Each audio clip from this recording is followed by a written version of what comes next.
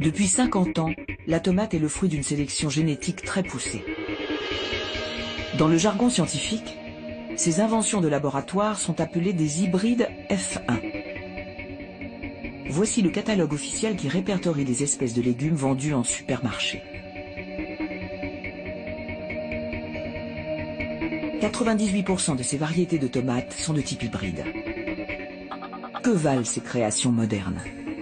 Sont-elles aussi riches en nutriments que les vraies tomates anciennes qui ne sont presque plus commercialisées en France?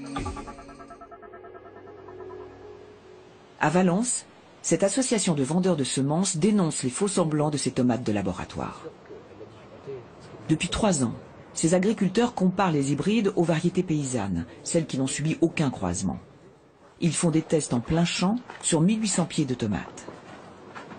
C'est la première fois qu'ils communiquent sur leurs études. Éric Marchand a fait analyser les nutriments contenus dans les tomates récoltées. Les résultats ont dépassé toutes ses prévisions.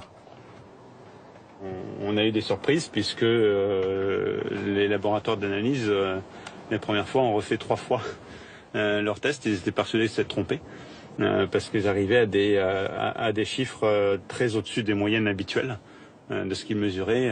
Sur des tomates. Tomates, mais aussi poivrons, aubergines, concombres. Ils étaient tellement surpris parce que vous aviez des bons résultats? Oui, parce que, comme on le voit sur le graphique, on a jusqu'à 20 fois plus de nutriments au kilo ou au litre que sur des tomates cultivées en conventionnel. Voici le graphique qui récapitule 3 ans d'analyse. Sur les 2 premières lignes, les hybrides F1. En dessous, 10 variétés paysannes différentes. Les hybrides contiennent 5 à 12 fois moins de nutriments que les paysannes. Pour Éric Marchand, encore et toujours, un seul responsable, la grande distribution. L'industrie a mis en avant d'autres critères qui correspondent à d'autres objectifs, des transports sur de très longues distances, la conservation dans des chambres froides. Elle a appauvri le légume entre-temps. Eh ben, on n'arrive pas, juste pas à développer tous les aspects, à la fois une peau dure pour que ça résiste à la manipulation, une tomate qui pourrit plus lentement au froid.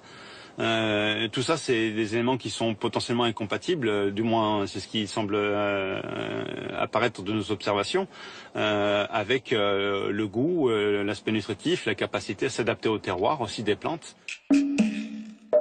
Pour boucler cette enquête, un dernier test. Comparer une tomate paysanne à son équivalent hybride cultivé en hors-sol.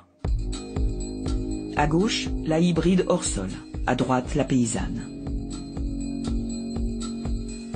Cette fois, les teneurs en lycopène, en vitamine C et en polyphénol sont 4 fois supérieures.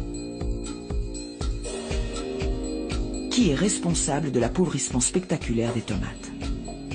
Ce sont les grands semenciers. Ces multinationales créent les graines des hybrides en laboratoire et les multiplient à grande échelle pour les imposer aux agriculteurs. Cette industrie est très lucrative.